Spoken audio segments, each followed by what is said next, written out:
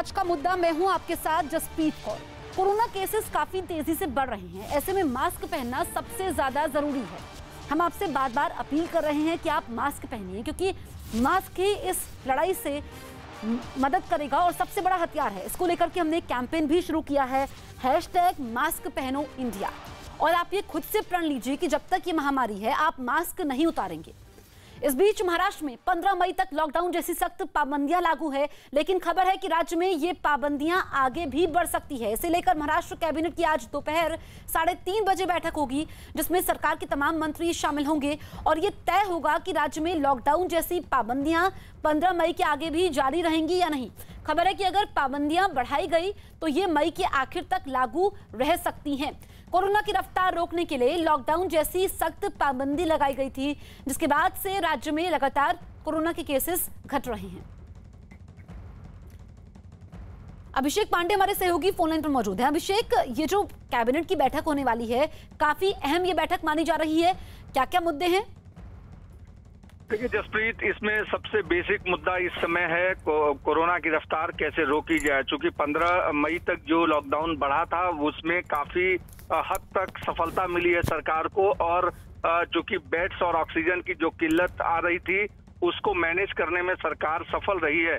लेकिन सरकार को आशंका इस बात की है कि अगर ये लॉकडाउन खुला और फिर से पुरानी तरीके से केसेस बढ़े तो ये पूरा मैनेज करना मुश्किल होगा, और इसलिए सरकार आज इस मामले को लेकर के फैसला कर सकती है कि कुछ नॉर्मल सहूलियत को ध्यान में रखते हुए उसके अलावा ये लॉकडाउन टाइप की जो ब्रेक द चेन है उसको और एक्सटेंड किया जा सकता है। साथ ही महाराष्ट्र के भीतर थर्ड वेव को लेकर के तैयारियां जिस तरीके से हो रही हैं, महाराष्ट्र में आंख का फंगल इन्फेक्शन का जो खतरा कोरोना के दौरान बढ़ा है उसको लेकर के भी आज कैबिनेट के भीतर चर्चा होगी और आज टास्क फोर्स के लोग अपना प्रेजेंटेशन देंगे।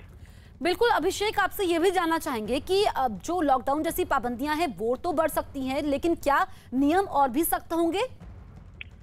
देखिए, नियम फिलहाल जितने सख्त हैं वो उतने पर ही रहेंगे, या उसमें कुछ हद तक एक आध दो सेक्टर्स को कुछ सहूलियत भी दी जा सकती है।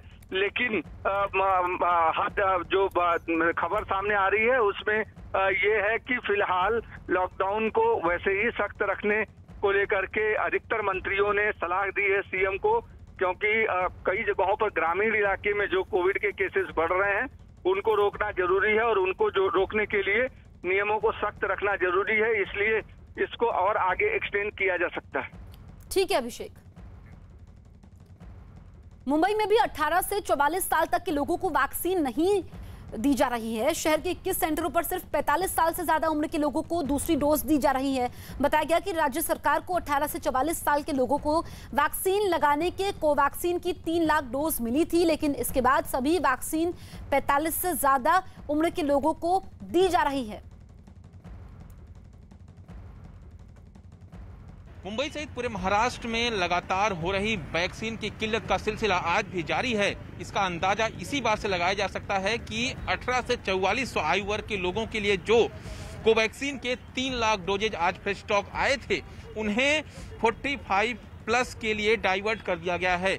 इस डाइवर्जन के पीछे सबसे बड़ी वजह यह है क्योंकि उन्हें सेकेंड डोज दिया जाना है, और महाराष्ट्र के स्वास्थ्य मंत्री राजेश टोपे ने कल ही यह बयान दिया था कि जो 18 से 44 आयु वर्ग का वैक्सीनेशन है उसे स्लो किया जा सकता है, क्योंकि 45 प्लस के लोगों को सेकेंड डोज देना बहुत जरूरी है। यही वजह है कि जो यहाँ पे लिस्ट लगाई गई है, यहाँ पर साफ तौर पर देख सकते हैं कि जो कोवैक्सीन है, जो कोवैक्सीन आई हुई है उसे अब 45 एज प्लस के लिए कर दिया गया है। यानी अब जो है 21 सेंटरों पर 45 प्लस के लोगों को सेकेंड डोज कोवैक्सीन की दी जाएगी। इतना ही नहीं, जो 18 से 44 वर्ग के लोग हैं उन्हें भी वैक्सीन जरूर मुंबई के सेंटरों पर दी जा रही है, लेकिन सिर्फ लिमिटेड लोगों को। और जो कोवैक्सीन का डोज 3 लाख आया है, 21 सेंटरों में करीब पर सेंटर 250 डोज जो है वो अवेलेबल करवाया गया है। यानी 45 प्लस के लोग जो है वो उन्हें 250 लोगों को ये डोज दिया जा सकेगा। सबसे अहम बात कि महाराष्ट्र के स्वास्थ्य मंत्री ने जब ये बयान दिया था साफ तौर पर कि जो वैक्सीनेशन है वो राज्य में रोका जा सकता है, खासतौर पर 18 से 44 वर्ष के लोगों का, तो इसी को देखते हुए महाराष्ट्र के नागपुर, वसई, विरार, कल्याण, डोंबिवली, थाने, इन तमाम जिलों में जो है 18 से 44 साल के लोगों का वैक्सीनेशन जो है वो रोक दिया गया है। इधर कोरोना महामारी से बचने के लिए लोग मारे मारे घूम रहे हैं। उधर कोरोना से बचाव के सबसे कारगर हथियार के तौर पर सामने आए वैक्सीन की कमी ने लोगों के लिए अलग से मुसीबत खड़ी कर दी है। दिल्ली के पटेल नगर के एक वैक्सीनेशन सेंटर में कोवैक्सीन नहीं है, जिसकी वजह से लोगों को मायूस होकर लौटना पड़ रहा है। न्यूज़ 18 की संवाददाता प्रियंका कांडपाल ने ऐसे लोगों से बात की जिनका रजिस्ट्रेशन कल का था, लेकिन कल से सेंटर बंद होने की वजह से वो मायूस लौटने को मजबूर हैं क्योंकि कोवैक्सीन सेंटर पर मौजूद नहीं है।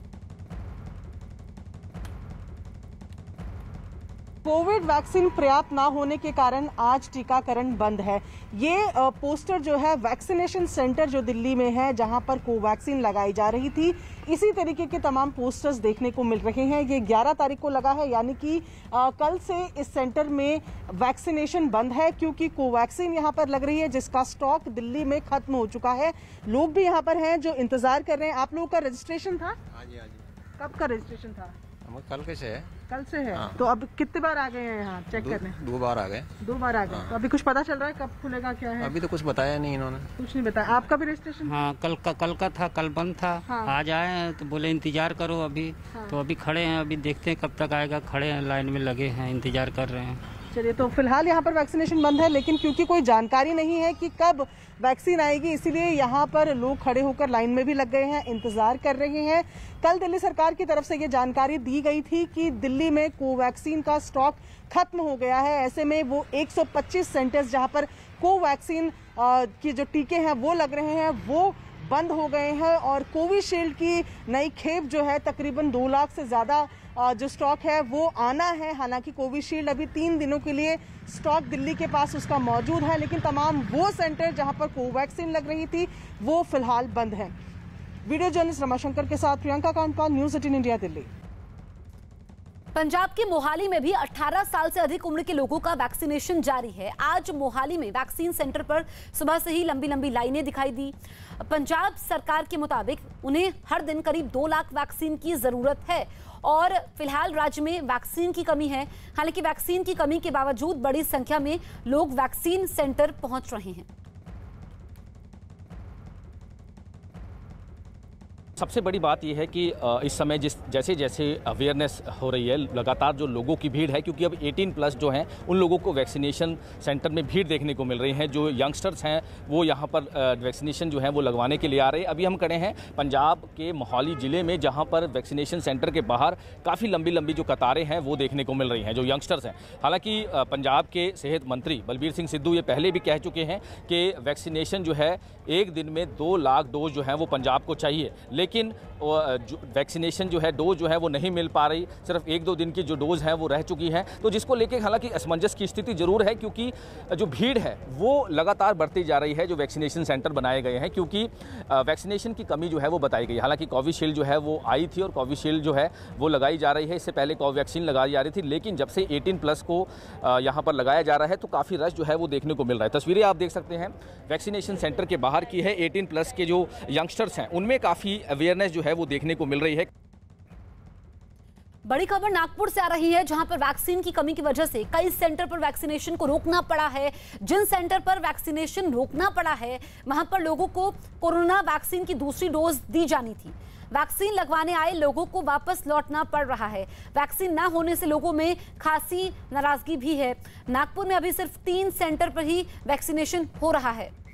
तो 2 तस्वीरें आपके सामने हैं। वैक्सीन सप्लाई नहीं हुई है, ऐसे में जो लोग वैक्सीनेशन सेंटर पर पहुंचे हैं उनको वापस लौटना पड़ा है। और नागपुर में तो कई सेंटर बंद हैं, तो नागपुर में भी वैक्सीन की कमी है। और आप देखिए कि वैक्सीनेशन सेंटर के बाहर एक नोटिस चिपकाया गया है जिसमें लिखा है, आज की तारीख लिखी गई है और कहा है कि आज वैक्सीन नहीं मिलेगी। और वैक्सीन के मुद्दे पर उद्धव सरकार और केंद्र सरकार के बीच में टकराव ज्यादा है और राज्य सरकार बार बार कह रही है कि उनको वैक्सीन की आपूर्ति नहीं हो रही है।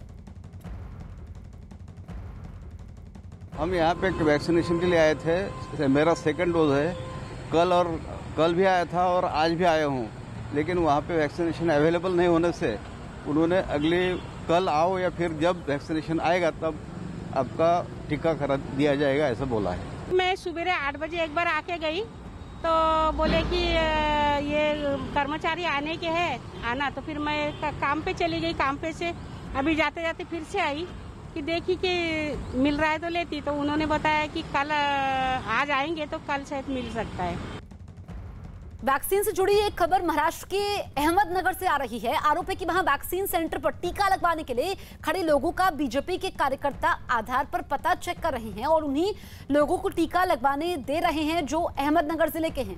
आरोप है कि एक रोज पहले भी बीजेपी के कार्यकर्ताओं ने वहां हंगामा किया था और ये मांग की थी कि दूसरे जिले से आने वाले लोगों को वैक्सीन ना लगाई जाए ताकि इस जिले में रहने वाले लोगों को वैक्सीन मिल सके।